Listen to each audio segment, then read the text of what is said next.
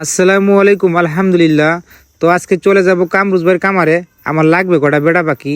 এর ফাঁকে দিয়ে আমার মহিলা পাখিগুলো খুব সুন্দর খাবার খাইতেছিল। চলে আসলাম কামরুজ ভাইয়ের কামারের সামনে। তো কামরুজ ভাই দেখতে পারতেছি না। তো আমি ডাক দেওয়ার পরেই কিন্তু কামরুজ ভাই সাফি নিয়ে চলে আসলো। আমার কোলে কিন্তু ভাই ঢুকে গেল। তখন আমি জিজ্ঞেস করলাম, ভাইজান আমি কামারে ঢুকতে পারবো? আরে সেলিম, সমস্যা নেই, তুমি ঢুকো। তুমি কি যে কো। পরে কি করলাম, ভাইয়ের কামারের ভিতরে ঢুকে গেলাম। তো ভাইয়ের কামারে কিন্তু অনেক পাখি ছিল।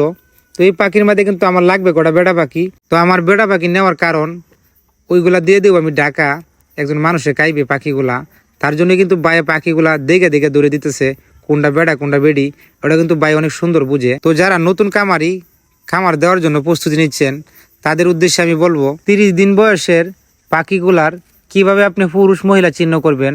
পুরুষটার চিহ্ন হলো পাশার মধ্যে টিপ দিয়ে দেখবেন, পাশাটা থাকবে একটু ফুলা, টিপ দিলে কিন্তু ফেনা বার হইব, ওটা হলো আপনার পুরুষ। তো ভাই কিন্তু 20টা পাখি ধরলো, আমার কিন্তু 20টা পাখি লাগবে।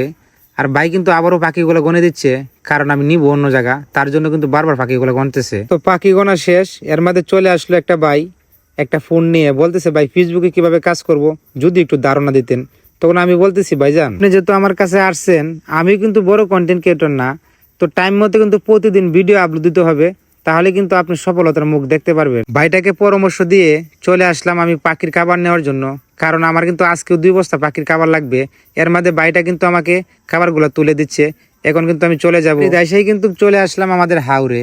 হাওরের ভিউটা ছিল অসাধারণ, তার জন্য একটু ভিডিও করে নিলাম। তো আমার সামনে যে ক্ষেতগুলো দেখতেছেন, এগুলো হলো আমাদের নামলা ক্ষেত, কিরা ক্ষেত এবং আছে কিছু মরিচ ক্ষেত। তারপরে কি করলাম, আবারও চলে আসলাম বাড়িতে।